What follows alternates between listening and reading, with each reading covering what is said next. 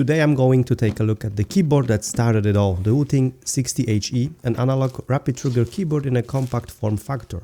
In this video we'll see what's inside the box, assess the build quality and do a quick sound test.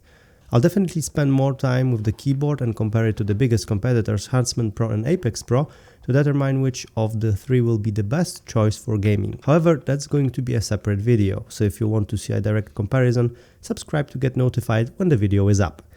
First impressions are very good. Even though the keyboard exterior is made out of ABS plastic, it feels very rigid and sturdy. Inside the keyboard you will find magnetic lacquer switches, a steel switch plate, 4mm thick foam for dampening, a PCB, another foam for more sound dampening, and finally the mentioned plastic tray mount case. In the box, apart from pre-assembled keyboard, you will also find additional lacquer switches which can serve as a replacement in case any of the ones you have get damaged.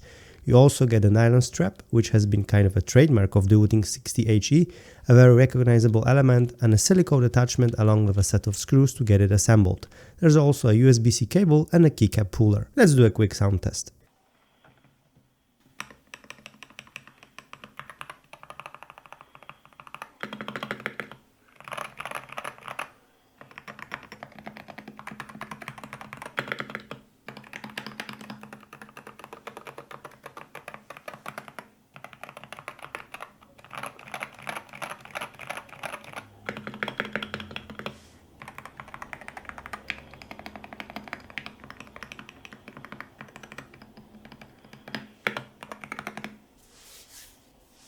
I am really surprised by how well the keyboard sounds out of the box. When we compare it to the Huntsman Pro or Apex Pro, the Wooting is in a league of its own. The keystrokes sound very nice, the switches are pre-looped and are very smooth. The same goes for the stabilizers, they do their job really well and the spacebar and other keys are very stable no matter where you press.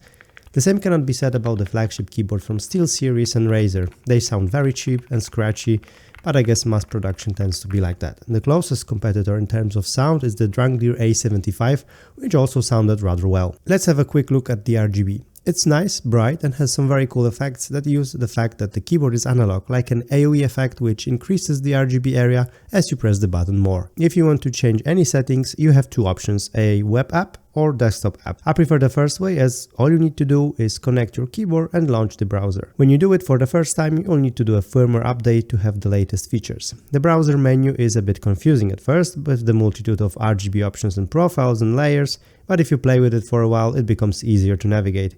In the web app, you can set and store all the basic elements of the keyboard like RGB, performance, analog and rapid trigger, remap the keys and set function keys. When it comes to rapid trigger, it's pretty basic but at the same time good enough. You can set which keys use rapid trigger, whether it's all of them or just selected ones. Set the rapid trigger sensitivity and decide if you want different sensitivity with downstroke or upstroke. There are no per key rapid trigger settings, which is a bit of a bummer. I can understand why so many people opt for the Wooting.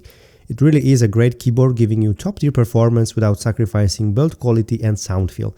Remember to subscribe if you enjoyed this video, leave a comment if you already have a Wooting and share with us your thoughts. Thanks for watching, I'm Laser and I'll see you in the next one.